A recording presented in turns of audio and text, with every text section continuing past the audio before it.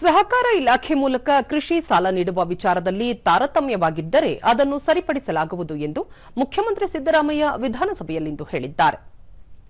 ಶಾಸಕ ಎಚ್ಡಿ ರಂಗನಾಥ್ ಪ್ರಶ್ನೆಗೆ ಉತ್ತರಿಸಿದ ಮುಖ್ಯಮಂತ್ರಿ, ನಬಾರ್ಡ್ನಿಂದ ಬರಬೇಕಾದ ಹಣದಲ್ಲಿ ಈ ವರ್ಷ 2185 ಕೋಟಿ ರೂಪಾಯಿ ಕಡಿಮೆಯಾಗಿದೆ.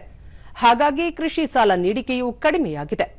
ಮುಂದಿನ ವರ್ಷ ಈ ಕೊರತೆಯನ್ನು ಸರಿಪಡಿಸಲಾಗುವುದು ಎಂದು ಹೇಳಿದರು.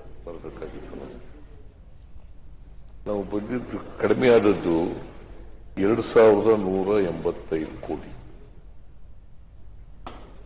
185 ಕೋಟಿ 3415 ಕೋಟಿ ಮಾತ್ರ ಬಂದದ್ದು.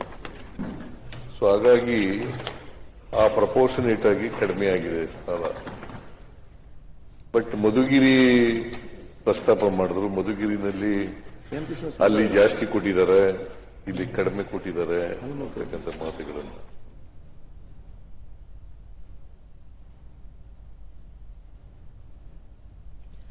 ಬೆಂಗಳೂರಿನ ಜಾಲಹಳ್ಳಿ ಕೆಳಸೇತುವೆ ಕಾಮಗಾರಿಗೆ ಸಂಬಂಧಿಸಿದಂತೆ ಭೂಮಾಲೀಕರಿಗೆ ಪರಿಹಾರ ನೀಡಬೇಕಾಗಿದ್ದು, ಈ ಕುರಿತು ಅಧಿಕಾರಿಗಳು ಹಾಗೂ ಶಾಸಕರ ಸಭೆ ಕರೆಯಲಾಗುವುದು ಎಂದು ಉಪಮುಖ್ಯಮಂತ್ರಿ ಡಿಕೆ ಶಿವಕುಮಾರ್ ತಿಳಿಸಿದ್ದಾರೆ.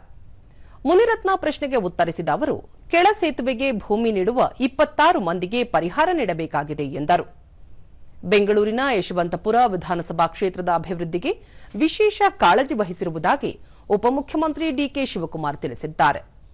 ಎಸ್ಟಿ ಸೋಮಶೇಖರ್ ಪ್ರಶ್ನೆಗೆ ಉತ್ತರಿಸಿದ ಅವರು, ಬೆಂಗಳೂರು ದಕ್ಷಿಣ, ಬೊಮ್ಮನಹಳ್ಳಿ, ಯಶವಂತಪುರ ಕ್ಷೇತ್ರಗಳು ದೊಡ್ಡದಾಗಿವೆ.